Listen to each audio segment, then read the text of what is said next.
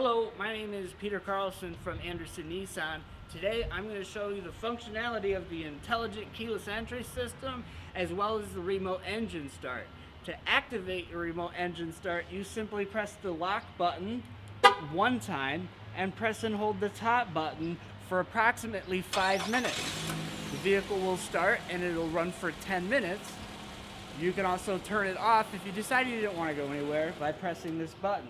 Now the way this key is designed is it simply needs to be in your pocket. As long as it's with you, you can function everything of getting in the car, getting out of the car, starting and stopping the car. Follow me. Right now, the vehicle is locked.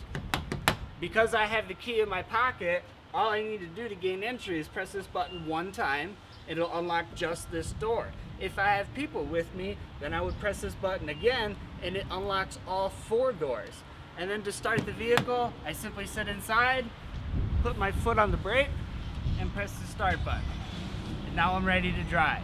So when I get to my destination, I turn my vehicle off, and as I get out, I will know all I need to do to lock the car is press this button, and the vehicle is locked.